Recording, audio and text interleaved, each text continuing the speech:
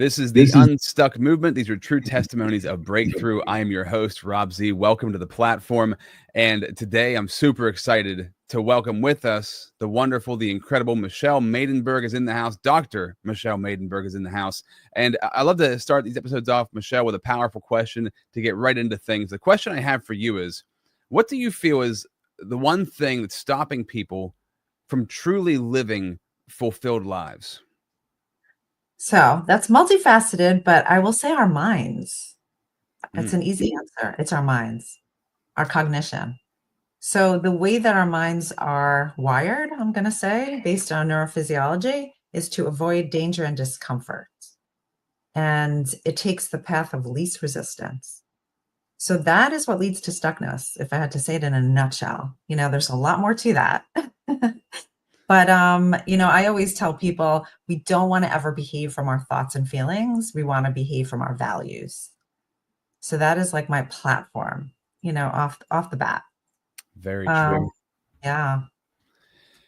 Okay, so we're going to dive deeper into this. How Yes. do we behave from our values? How have you learned how to behave from your values? Before we get there, though, I just want to welcome people here. So this platform was created to help you break the chains that are holding you back in your life, whether you're watching or listening right now. I bring guests on the show who've had these incredible breakthroughs for themselves, so you have an example that's possible for you in your life, whether that's in your personal life, in your business, however it is, wherever you're stuck at, it's possible for you to find those breakthroughs. We're sponsored by the Connected Leaders Academy. Check out connectedleadersacademy.com. And also, I want to remind you, if you are an expert at what you do and you really want to be the standout, the go-to authority in your field, make a real impact on people's lives, you feel like you have a great message, but it's not reaching enough people, and you want to make connections with amazing people around the world, I encourage you to join the wait list at robzwentz.com for our Pro Podcaster Academy. Today, we have Michelle Maidenberg with us. Dr. Michelle Maidenberg is a psychotherapist and author of Ace Your Life. She maintains a private practice in Harrison, New York, and is the founder of the nonprofit Thru My Eyes. So how have you figured this journey out for yourself? Because I think this is the most, we tell stories on here, right? To get to the heart of how this has happened to you, how you made your message. What was happening to you that led you to realize I need to live from my values? I can't live from my emotions because it's keeping me stuck. It's been a long process, and it's an ongoing journey. Let's put it that way. We're works in progress, always. I had a little bit of a tumultuous, I would say, childhood.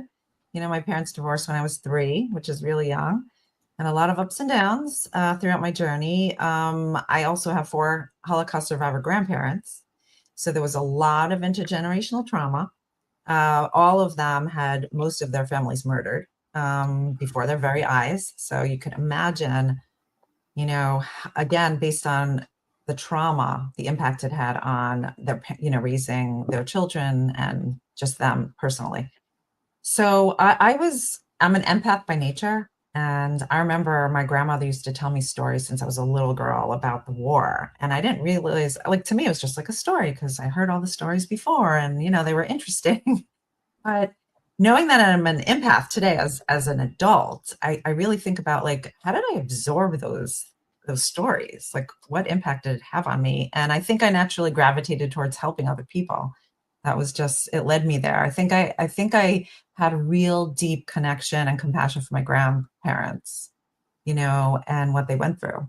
And it kind of led me there. And then throughout my childhood, I went to 5 different elementary schools. It was just really pretty tumultuous. So I was literally living adversity my whole life, practically speaking. And then when I was in college, I took my student loan money and I put myself in therapy. Why I did that, I can't tell you. I had the wherewithal. I had the insight, knowing that I want a different kind of life and I did not want to live that type of life. And I had nobody in my field. I did my own research. I had a lot of gaps in my education. And that's why sometimes I think about the fact that I write and I'm an author and that I actually get paid for my writing is mind blowing to me sometimes. Cause I didn't connect to that strength until my adult life. I didn't even know I could write. It was pretty astonishing. So that's always, so we have a lot of golden shadows, based on kind of Jungian, like beneath the surface that we don't even know are there because we don't tap into them. We don't have sometimes, we don't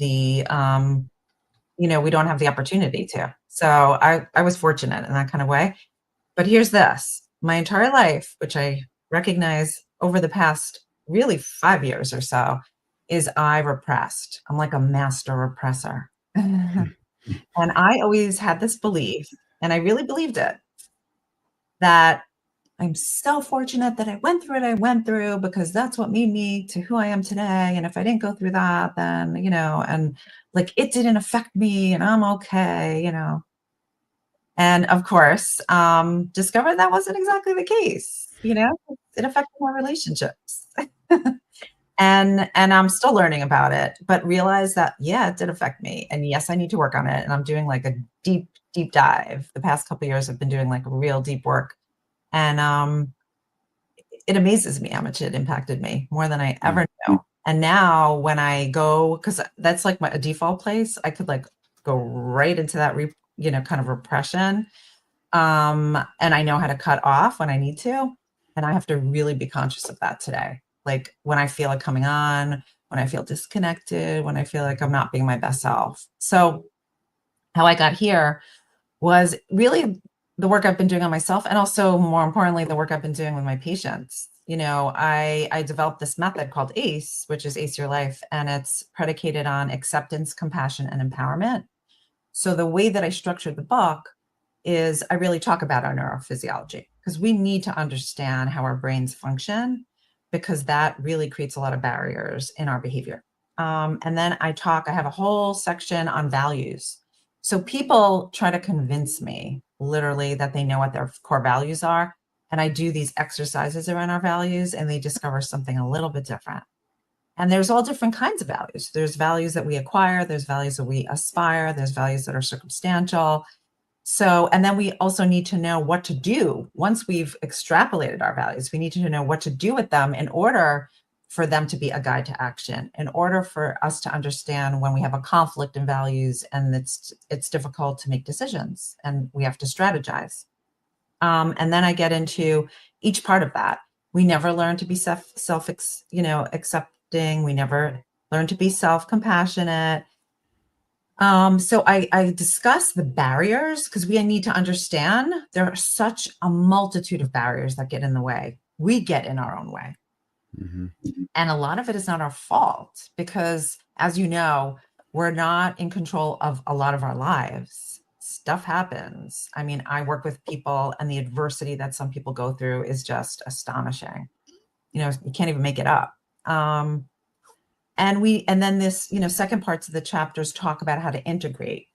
How do we actually integrate? And then I end off each chapter with a guided meditation, which I am a big proponent of mindfulness, meditative practice. And, there's a QR code and it has my voice, and I have a YouTube channel. Actually, I record a new guided meditation every Thursday morning. So yeah, that's how I developed it. The last part of it, which is an interesting part, is on empowerment. Now, what I find in my practice, and I know even for myself, it's not difficult sometimes to change behavior. We have a plethora of resources on how to change behavior. And if you look even in the media, there's been a slew of books in the last couple of years on habit changing, Atomic Habits, which is a great book. There's a whole bunch of books and I've read all of them. They're fantastic. However, the problem is we don't know how to sustain behavior. Mm-hmm. That is where the problem lies. And I think we need to talk more about that. And I talk about that. That's what I talk about. Like what gets in the way and what do we need to do in order to sustain the behavior over the long term? And once you got that down pat, it's magic, literally. So it's really like a method, a strategy that I use this literally with kids, teens, young adults throughout life. And they always go back to it. Why am I having a hard time making a decision? What do I need to do? How do I need to strategize this? What's going to help me get through the stuckness? And how am I going to be able to stay really living my best life? Like, what does that mean to me? How am I defining that for myself? So that's what I help with. fascinating. There's so many questions and paths I can go on, but I'm going to go the whole way back. I'm very curious. You had 4 surviving grandparents who were Holocaust survivors. What, because I was always fascinated by the Holocaust and the like Viktor Frankl, one of the best books ever written, Man's Search for Meaning, right? Just an incredible book. What character traits did they come away with from being Holocaust survivors? Like what kind of, maybe you know, maybe you don't know, I'm curious, like what changed about them because they survived that experience? It's so interesting because as I got older, I'm going to tell you like a beautiful story, actually. So my grandmother, my paternal grandmother, she never said, I love you to her children. And my father, he's a male, I guess he always said to me, oh, I didn't need to hear it. I knew she loved me. Like, no big deal. My aunt had a really hard time with that. She was very emotionally affected because, again, women, tend to need to kind of be connected in a more deeply emotional way. And she always said that. And I was a teenager and I said to myself, okay, she's not saying it to them. Why aren't they saying it to her? Would that make a difference? So I decided I was going to, do a little experiment. And I did. I went over to my grandmother and I gave her a big hug. And I'm the eldest grandchild. So I feel honored. And I went over to her and I said, I love you. And from that moment on, she said, I love you to me. I had that relationship with her. Yes. She said, I love you to me all the time. I said it to her all the time. True story. And another thing about her, which is amazing, she gave me the honor of dying with me. Yeah. Which was an amazing, amazing thing too. Yeah. So there's like this spiritual connection I have with her, which is, it's a long story. I'm not going to get into it, but it was mind blowing, like literally mind blowing what happened with her,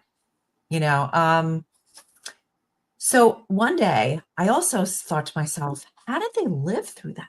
Like how? Oh my gosh. Because the stories that my grandmother told me in the concentration camps were, such travesty and such adversity and just horrible, heart-wrenching, literally.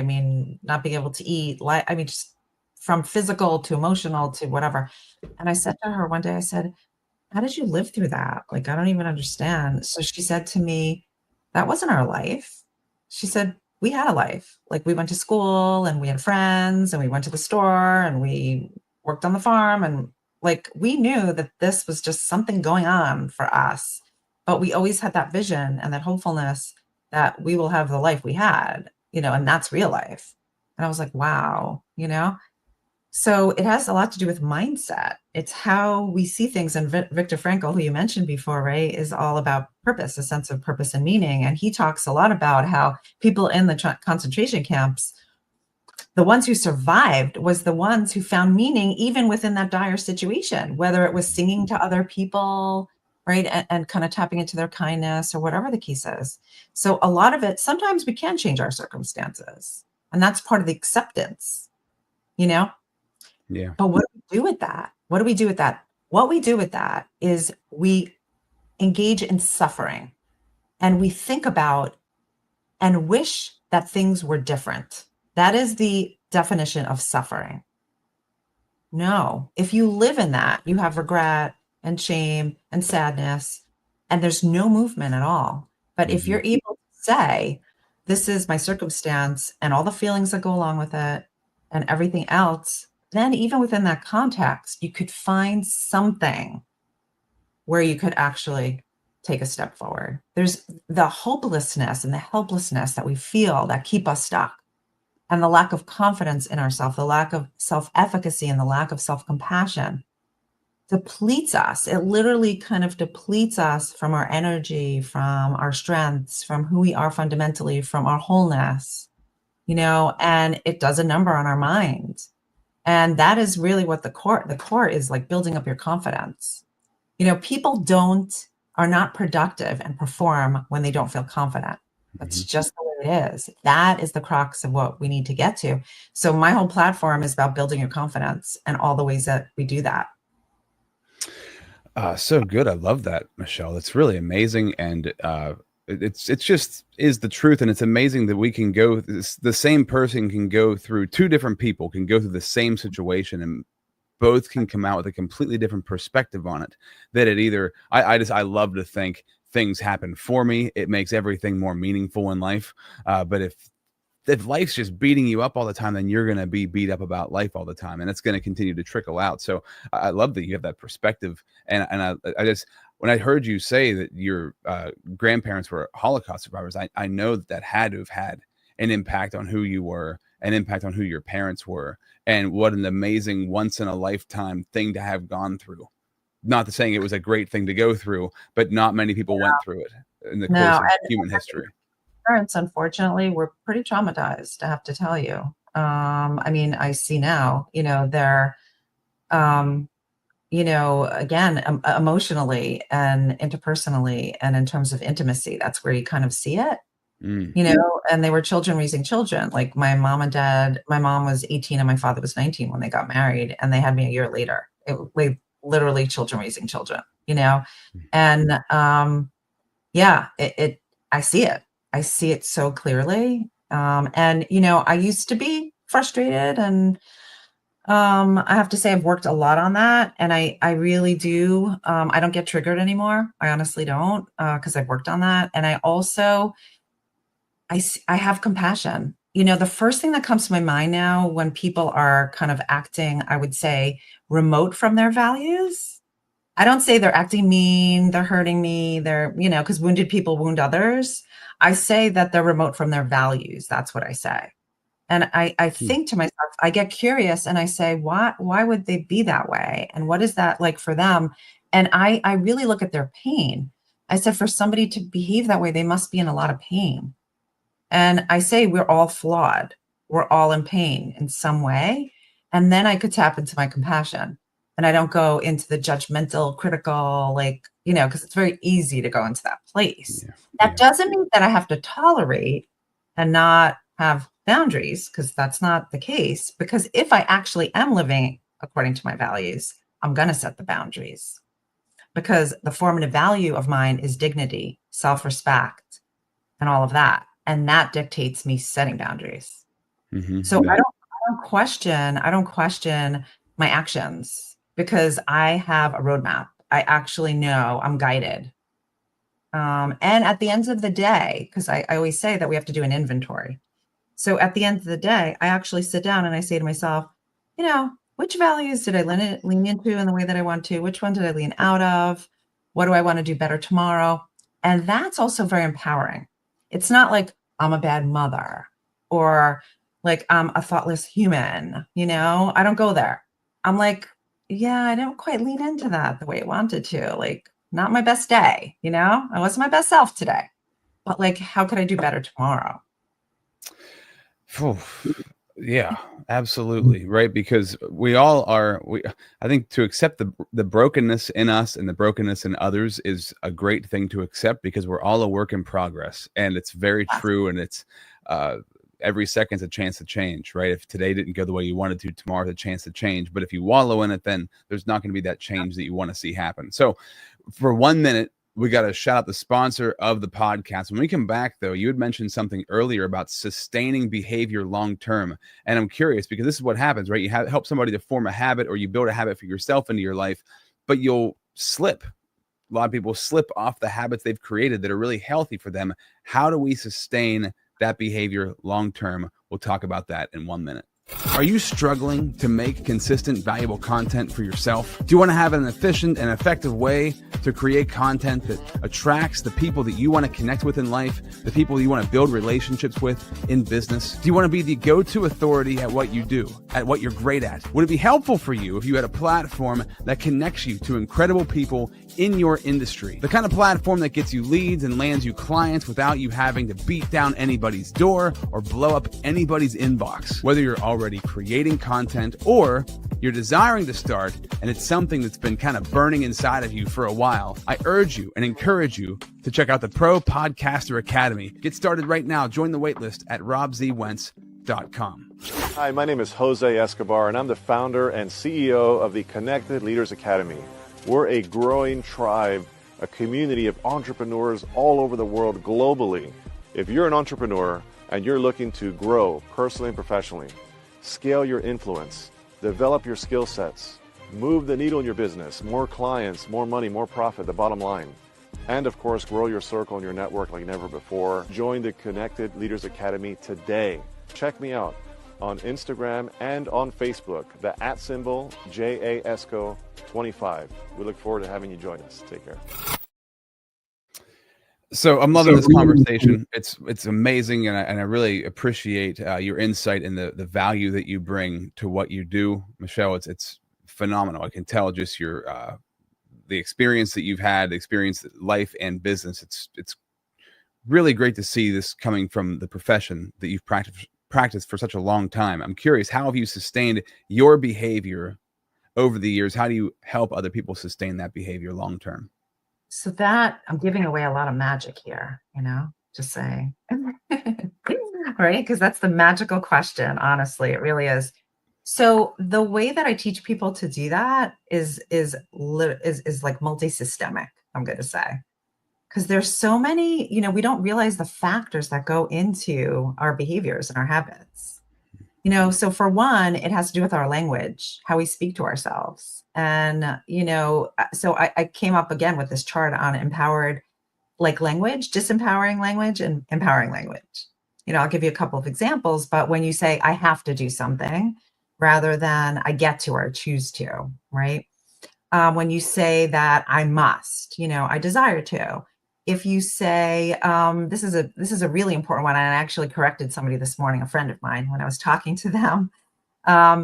He said something like, something's a problem. And I said, no, it's not. It's a challenge. Think about that. Like when you think about something as a problem, fait accompli, dead in the water. It's like it automatically evokes helplessness and, right? Automatically and helplessness. Yeah.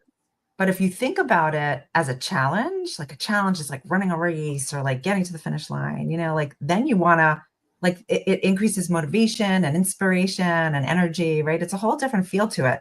So we really have to watch, and I'm incessant about this when I work with my clients. I'm like, what'd you just say? I'll stop them and they'll be like, oh my gosh, I can't believe how much, I keep on putting myself down or whatever. I also came up with, this little chart about things, kind of a platform of what people need to do to live empowered lives. So it's not about our language. It's also about kind of our mindset. It's the way we walk into this world. So I'll just, kind of read a couple, but accept and face adversity, no matter how challenging, never giving up. Right. And also I hear this all the time, with fitness, because I do a lot of, also I help people with their wellness, fitness and health. I don't like anything. I don't know how to work out because everything I try, I don't like it, whatever. And I'm like, no, there's a whole alphabet from A to Z, right? And there's hundreds and thousands of ways to work out. You could go up and down stairs. You could do kickboxing. You could do Zumba. I mean, right? That's a rationalization. And I came up also with a list of over 30 rationalizations that we tell ourselves. And people check it off. And when I do that with them, they're like, they start laughing. They're like, oh my God, I'm checking off all those. I'm like, when you become cognizant of how many times, right, those self-defeating thoughts are coming to your mind, and it becomes a self-fulfilling prophecy, and you strengthen the beliefs, right? You got to catch that, because that's what's getting you spiraled into this kind of place, right? Find meaning and opportunity for growth in challenging times. What lesson do we learn? There's always a lesson to be learned, no matter what, always, have a mission and purpose led by their values. And again, I could go on and on, are able to improvise. So we always have these, we always have these boulders. And what I always tell people, you have to learn how to pivot. It's all in pivoting. When you have a boulder, what do? You could either just situate yourself in front of the boulder and not move, and there's no movement. Or, right, you could go over the boulder, you could kind of go around the boulder, right? There's all different kinds of ways of maneuvering. Flexibility, curiosity, and expansion. I cannot even say enough about that. I do this exercise sometimes with some of my clients, and they're like, I do a lot of metaphors. I did a TED talk called Circumventing Emotional Avoidance, and it's all about that. But I'll say to them, okay, stand up. And they're like, okay. And I say, walk across, my office And I don't want you to use any of your like reflexes. I want you to just walk without bending your knees, without like moving anything, right? Any of your joints, like as if your joints do not exist. So of course, you know, you're kind of walking like a robot, and it takes twice as long to get to the other side, and it's so uncomfortable. And I was like, that's what it's like to be inflexible and to kind of walk and talk with rigidity. How does that feel for you? Well, that's how you're walking through life.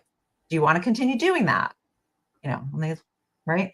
So when you use metaphors also, it's using the other side of your brain, the more creative side of your brain, you know, the right side, the right hemisphere, and that taps into a lot of different, you know, kind of neural pathways than it would if you're using kind of more of the executive functioning part of your brain. And that's why it is so important to understand your brain, which is what I told you before.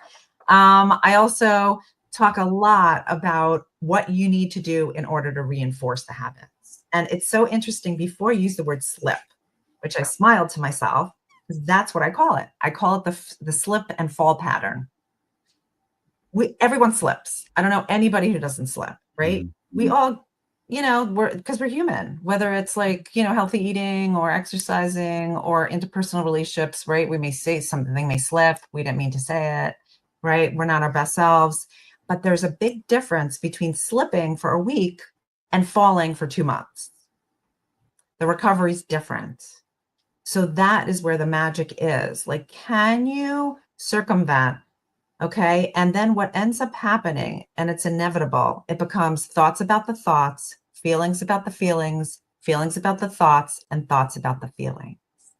And we go down that rabbit hole and we're flatlined. We're literally on the ground. We can't move, you know, and it's like a sandwich. We have piles and piles of thoughts and feelings and like all piled up and can't move. So you have to circumvent that, and you got to catch it early. And that's what I really teach people to do. Got to get it from the onset. You know, even with people have anxiety, people have other stuff that kind of comes up, which I'm very sensitive to, you know, and I tend to be more on the worried spectrum, I would say, you know, but like, you got to catch it right when you feel it. And a lot of us feel it somatically in our bodies. You know, that's why mindfulness practice is so important also. And also, you know, really creating space between the thinking and doing. You know, when people have this impulsive behavior, they always say to me, they try to convince me, I didn't think. It happened like from 0 to 5. It happened in a split second. Oh my goodness. You know, I always teach my kids, I always tell them since they're little, I say to them, all it takes is one action for your entire life to be changed. One, that's it. One impulsive move and your whole life could be uprooted. I always tell them that. You know, I was like, we don't have time for that to happen. And there are a lot of people who get themselves in a lot of trouble because of that. You know, we need to be able to be mindful. We need to be able to be connecting to our values at all time. You know, we can't rely on our brain. It's just not reliable. It's not. So, you know, and then I also talk about like breaking that cycle, like that slip and fall cycle, because we all get into it. We all do. Once you've mastered that, you know, one of the things that people always tell me personally, because I work out 6 days a week. I'm a clean eater. I mean, I had a doctor's appointment and I got my lipid results, and I love it because my doctor is always like, I have never seen lipid results like these. Like, you're not human. Like, he always tells me, he's like, you're not human. And then he's like, you have lipid results like an athlete. And I'm always like, yeah, you know, but it's not because, and people say to me, I don't understand. Like, how are you so disciplined? And how do you do that? And I'm like, hello, you see these veins? Like, they're no different than yours. We're not different. We're human. We bleed the same. Right? It's really about like having acquisition of these types of methodologies and strategizing your life and taking it seriously and dedicating yourself. Yeah. So yeah, so what it's all about. And it's step by step over time. You know, I think that's the big thing too. I have a friend recently that I was talking to, and he can get really down on himself, and he had been listening to a lot of Audible, like audiobooks, and he stopped doing it. And he's like, I quit doing that like 3 months ago. And I loved it so much when I was doing it. And now I just don't do it anymore. And I'm like, well, you could just start doing it again. And he's like, yeah, but I stopped. Like I failed at like even being able to do that. And I was like, well, yeah, you did, because you're telling yourself you failed. Just why don't you shut off the phone right now? Get off the phone, put your headphones on, and go for a walk. Like, you can just get back on it right away. have to get into this. This is Are a big. your phone, your voice cut out for a second. What'd you say? You have to also understand what benefit people are getting out of their behaviors. Uh-huh. That is critical, okay?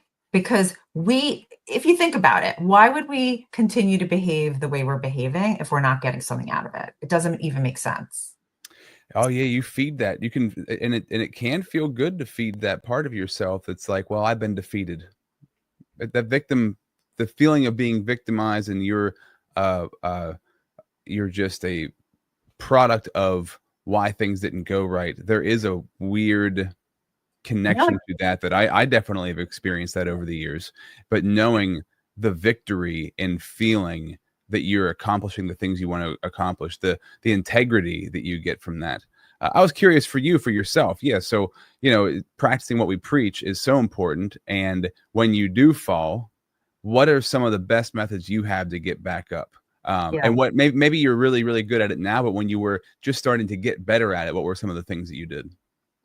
Again, a lot of it is mindset, and having these traits. It's really kind of building those character traits, and I talked about like being in the present moment, exercising flexibility, wasting little time beating yourself up. The self-compassion piece is so critical. I cannot even tell you like that. When you kind of acquire that, it's life-changing because no one could make changes in our lives except for us. It's not as impactful if it comes from the outside. It just isn't. We need to do it internally for ourselves. And you have to challenge your fears. You have to have daily practices. I mean, it takes a lot of work. So I think that's important too. We resist the effort and the intentionality because, like I said, our brains take the path of least resistance. We don't want to work hard. Who wants to work hard?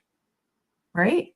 But understanding that and knowing that is so important. And there are practices. So I came up with something called the 3 R's, and it's reset, reconnect, and reinvest. Those 3 R's. I have a whole bunch of different like acronyms and, steps also to empowerment. I have 12 steps to empowerment. Again, we'll be here all day if we talk about this, but you have to get my book. But there's all different ways you could work directly on this so that you're living, again, it's all about being your best self and living the life you want. I can't say that enough. And let me tell you, as you can imagine in my practice, I work with people who are under a lot of stress, a lot of duress, a lot of life adversity. And I'm reminded every single day that anything can change in a minute, like all it takes, right? And I always tell people, I don't know what's going to happen in 5 minutes from now. I don't know what's going to happen in an hour from now. I don't know what's going to happen 5 years from now. All I know is what's happening this moment. That's it. That's what I need to focus on, because then I'm not living my life. I'm like in the future, I'm worrying. In the past, I'm regretting. We're not here. Yeah. So so there's so many pieces to that. I wish I could answer it like, Oh, I'm with you.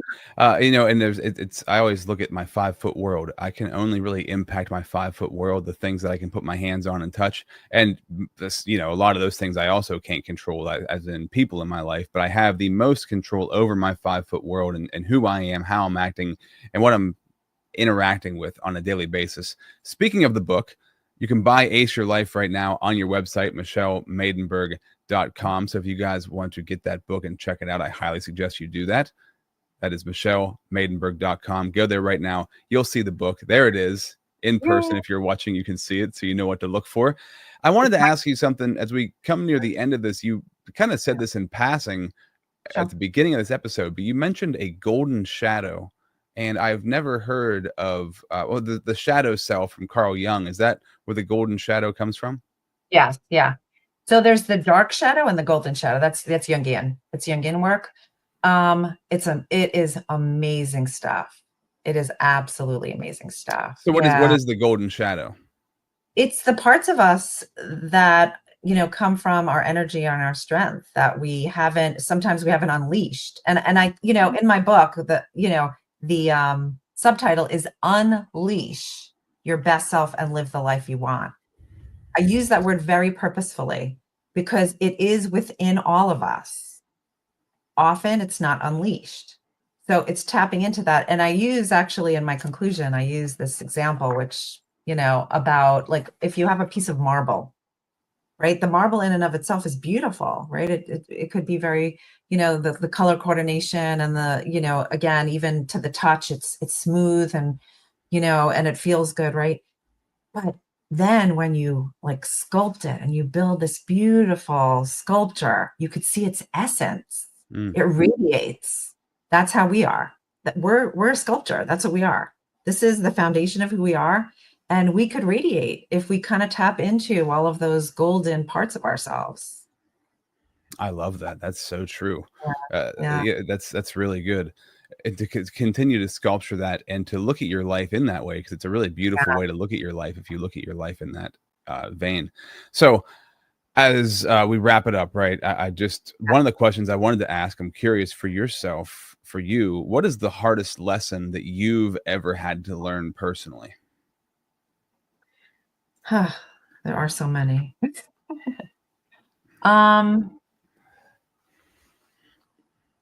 Hardest lesson. I think it has to do with the repression that I talked about, is that that sometimes that we discover parts of ourselves, that are very painful.